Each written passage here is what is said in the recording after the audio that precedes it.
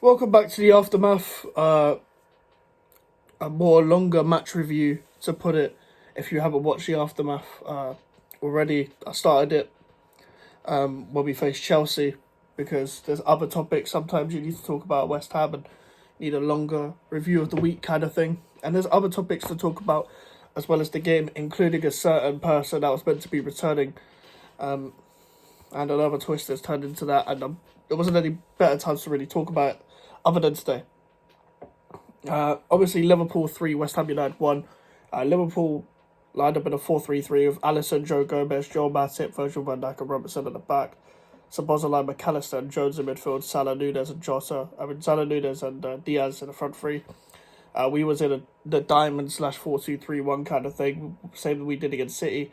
And Brighton, Areola, Soufal, Zuma, again, Emerson, Soucek, Alvarez, Ward-Prowse, Paquetá, Bowen and Antonio. And if you haven't watched my match reaction already, go and watch that. And we're going to talk about more topics. We're going to talk about Jesse Lingard just after we talk about the match.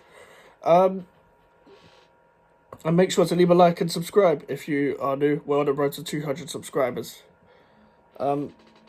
Listen, Areola didn't really, as I said in the match reaction, 45 minutes to the 72nd minute or whatever the fuck they, yeah. I saw the second goal and then I didn't see the next 10 minutes after that. And I caught a couple of the chances we had on Match of the Day too. Areola and goal didn't really have much to do apart from the goals, I guess, from what I saw. Because every time Liverpool pretty much shot, they scored. And that's the firepower. And they've been clinical for years with different players in the past with Firmino and Mane. And Klopp has managed to slowly rebuild this second Liverpool team. Their fans probably wanted an actual defensive midfielder and another centre back. But Joel Matip dealt with Antonio quite well, which is and a battle you would back Antonio in, especially with the fall off of Joel Matip from 2 seasons ago, at least from 3 seasons ago, 4 seasons ago. He doesn't particularly do well against Van Dijk. Not many people do, despite his fall off. He's not a shit centre back. Now but he's just not elite anymore, and that's probably because of the injury. Ever since the injury, he hasn't really put elite performances in. Still one of the best centre backs I've seen in the Premier League, but just not Rio Ferdinand, John Terry, level maybe just below them, but like they're in the same tier, just not. Yeah, that's another debate for another day. He's obviously up there, and likes of Vincent Kompany's up there, Vidic is up there. From what I've seen in my life. There's obviously other centre backs as well, but we'll talk about that another time. They didn't have any Trent Alexander-Arnold, which was interesting. Joe Gomez was inverting though, and the best way to break down a West Ham team is just play an inverted fullback. We seem to have no plan B against that. And a few teams do it. Arsenal, Man City. We struggled a bit when Man City and Liverpool do it, especially. Another 3-1 loss against a Big Six team is not ideal. I think we all expected to get nothing out of Liverpool and Manchester City. And, with Areola in goal, as I said, he didn't really have much to do. Vladimir Soufal, Jekyll and Hyde, again, from him, a great cross into Jared Bowen for the goal. A bit like his cross for Ward-Prowse against Manchester City, but the overall game wasn't good enough. I don't get a whole defending thing where you have to show someone in their right foot if that's their stronger foot. We failed to, as a whole as well, close down Szoboszlai, and I think Bowen didn't help with that, especially when we are being attacked. Bowen does help sometimes when he really wants to. His right back, whoever it is at West Ham, when we're being attacked, but he should have probably came off at half time. He just didn't look the same. I know he had didn't fail. He passed the late fitness test, and the late fitness test clearly wasn't really that good enough. Yeah, when it comes to the right hand side, it's just one dimensional. It's kick and run kind of thing. Zuma again, Darwin Núñez was moving them a lot. Kurt Zuma held his own, in my opinion, and as I've said before, it makes it even more impressive when You're not playing well in a partnership. You're playing well as an individual in a centre-back partnership. Like, Kurt Zuma's doing really well. Nathan Figueroa is not doing really well. Played well in a World Cup. But and you've had your first season of, like you said, but we've seen this before. The Brentford away last season with the long throws. If you look at the goals, if you look at Leicester away, I know the game didn't matter. But there was a few games last season, even though it's your first season, we saw signs of it where you're just letting people win headers against you. You're missing headers. You're being rash with your tackling. It's a fucking blatant penalty. It's one of the most blatant penalties we've conceded in recent years, and it was so fucking rash. I don't care if it was a deflection. You didn't need to jump in. You don't concede penalties. Once you concede a penalty at Anfield, the game's gone already. I know we equalised, but fucking hell, you have to be perfect at Anfield, and it's hard.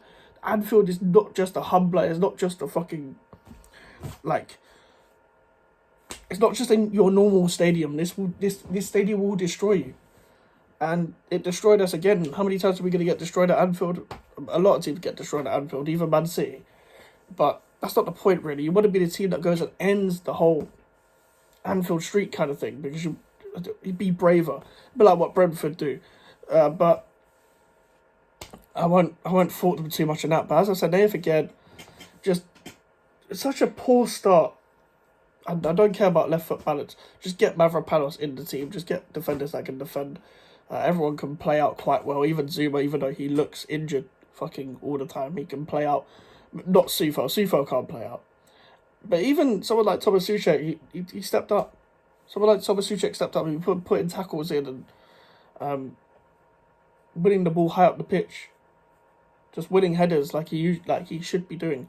Because even the past couple of seasons, I'm seeing you lose headers to people that are smaller than you, bro.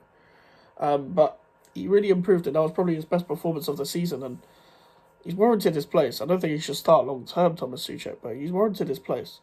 I don't think we should be forcing this diamond thing. I know Boys has got a plan, putting Bowen in a 4-2-3-1 off the ball, and sometimes it's a 4-1-4-1. Alvarez dropping in a bit.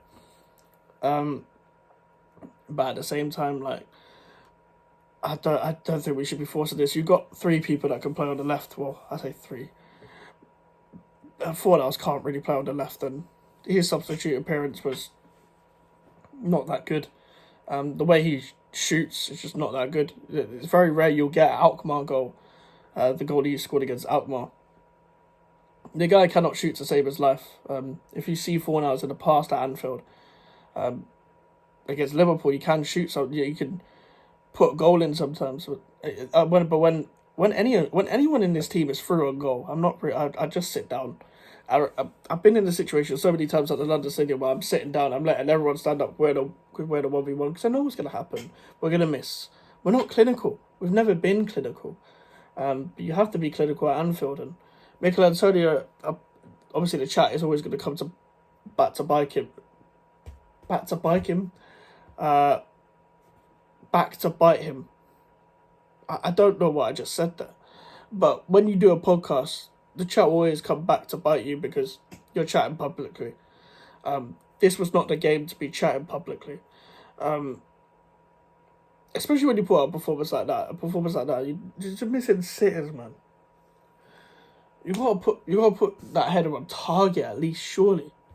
But listen, the header was bad, and you expect better, in my opinion. I know you know what you get with Antonio. I'm not gonna be like, oh my god, take Antonio out of the team. He's missing sitters all the time. He's been with us for fucking 8 years. You should know what you get with Antonio by now. He give you moments of magic, but he has those in him, unfortunately. With Emerson, I thought Emerson held his own. I think a very hard game against Salah, an improved performance. A left back that can drive with the ball, great connection with Paquetá, great in possession, wants to have a shot from fullback. It's always good getting advance from fullback. I like what I see from Emerson. Just a few defensive frailties and the lack of running back to get into your position will cost us in future games, which is just my opinion. Not necessarily about like a Masuaku situation where the guy was terrible defensively and just needed to play on the wing because of how good he was going up. And because Emerson can defend at times, but I kind of knew what I was getting when we signed Emerson, and I think left back is an issue, but for the reason that when Emerson gets taken out, the fucking guy coming in is Aaron Cresswell, which will come back to bite us. Just please, in January, get another left back. Edson Alvarez lasted 90 minutes, getting his fitness back. The problem is that it's just every 4 games he's going to have to go back to fucking Mexico for international duty and then come back and he's not fully fit again and he might be jet lagged and whatever. I've just got to hope that he never, ever, ever gets injured because we need him. Yeah, we need him badly. He's the guy.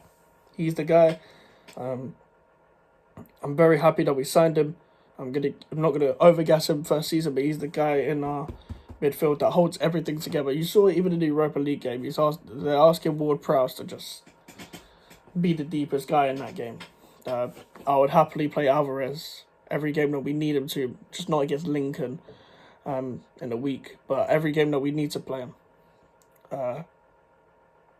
he should play. James Ward-Prowse couldn't really get into the game, unfortunately. I'm not really a fan of him being the tip of the diamond, but it did work against City in terms of his goal.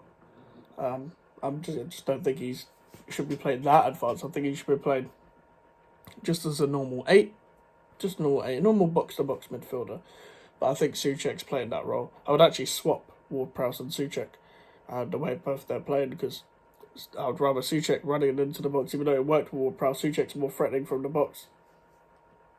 We saw he forced a fantastic Alisson save. Unfortunately, we've come up against 2 goalkeepers in Alisson and Ederson that have pulled out like sensational saves against us. Even when we've got the shot, we've got some headers on target last week with Zuma's header. Now with fucking Souček's header against Alisson. It's long, man. It's long coming up against these keepers that are just world class.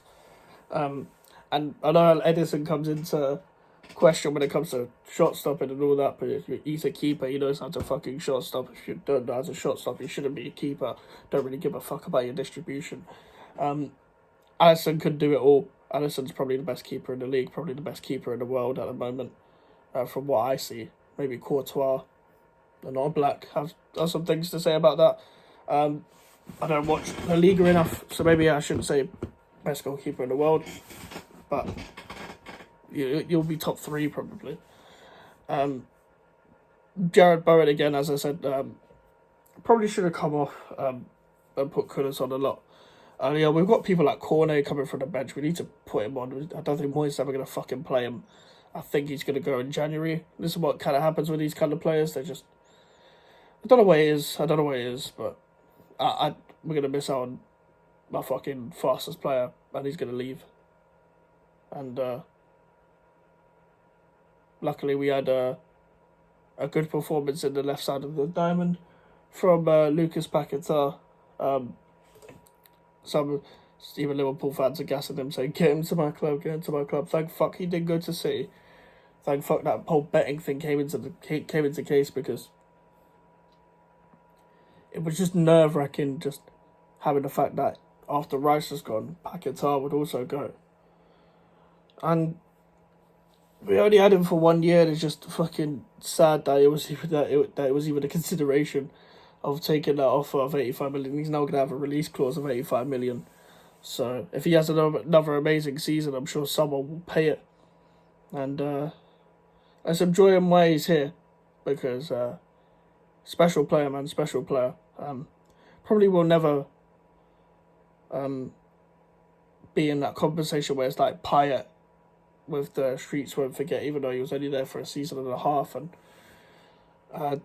obviously, Di Canio was at his club for quite a long time, I think, and was just that guy. Paquetá won't be at that level in terms of the way fans look at him, but he's definitely a fan favourite. And I'm so happy he's at my club. And I was very gassed when we signed him, and certain accounts tweeting that he was a waste of money. And last year, November, December, after that Brentford game where we lost 2-0, oh my God, we wasted so much money. It's like players aren't allowed time, and these are old people talking about this, by the way, like on Twitter. These other guys are old West Ham fans talking about this, and stuff like just give people a chance. That's what, like, that haven't played in the Premier League before. If it's not like a Ward-Prowse where he's played in the Premier League, we expect instant results. Zuma, he's played in the Premier League, instant results. Emerson's played in the Premier League, instant results. It's not like that. It's like he came from Lyon, and he had to settle in. Nothing wrong with that. And as I said about Antonio already, I've already said missed chances. You need to take those. The problem is you've got the Antonio conundrum where you don't have a plan B without him. So you can't drop him. But he's too old and just falling off a little bit where you can't rely on him week in, week out. You can definitely rely on him as a squad player, but I don't think he wants to be a squad player, unfortunately. But I think I know everyone wants to play, but just look at yourself kind of thing and just think, I don't have to play week in, week out, but I get it, everyone wants to play, but cool, innit? Mohamed Kudus, Danny Ings and Pablo Fornals are very pointless subs. Maybe not Kudus, because we want to get his fitness up and ease him into the Premier League. Couldn't really get him into the game. No point. I'd put Danny Ings on. I'm kind of just like, Danny Ings is coming on kind of thing. We're not going to get the ball to him. And he can only play the two up front. I don't really care when he comes on, to be honest. We kind of done this thing past couple of games where you put Kudus on, and then Kudus and Bowen swap. Sometimes on the right, sometimes up front, and then we put Danny Ings on. So I just don't understand the logic of some of these substitutions sometimes. But listen, we lost 3-1. We lost fair and square, and that challenge on Salah was not on Salah. Was it on Bowen by McAllister? McAllister got the ball. Just look at another angle. He got the ball. It's not a penalty. And stop complaining about decisions because all refs are shit. Let's talk about Jesse Lingard. I didn't want the guy to join in the first place, but you kind of just... Moyes' response was very good, but why did you take him in the first place? Trying to get his fitness up, and hopefully short-term contract, and blah, blah, blah. And then he goes to Saudi Arabia. I think he flew to Dubai without anyone's permission. To be fair, he's not on contract.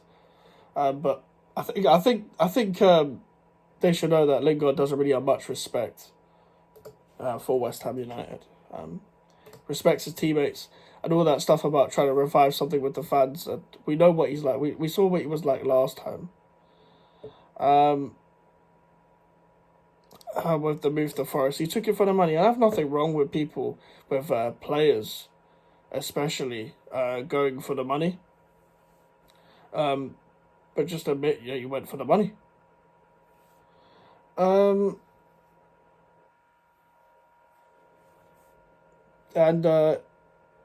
he's training with Al Ettifaq,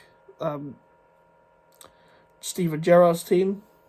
Good luck to him in Saudi Arabia. I didn't see the point of training him in the first place. I didn't really see the point of him being at the club. We have too many players in that position.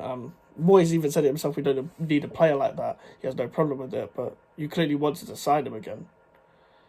And the guy doesn't let it go. He shouldn't let it go after Forest. The guy tried to disrespect us. I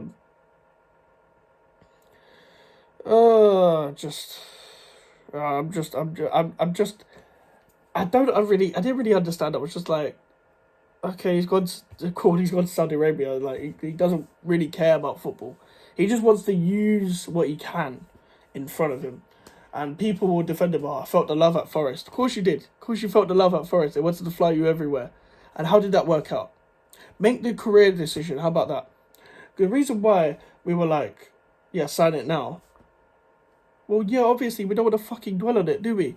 Don't want to dwell on the signing. That's why we were like, fucking sign now or don't sign. His brother was chatting shit in Instagram comments, trying to go for Nicky Hawkins on West Ham Fan TV. He was trying to respond to everyone online, talking about Lingard and stuff. And like, listen, thank you for what you did 2 years ago. But We gave you your career back, and you ruined your own career.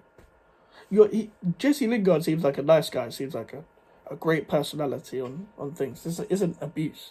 And I know, I think it's Rob Pritchard, the guy who does the interviews for West Ham's website. I know he stuck up for Lingard online.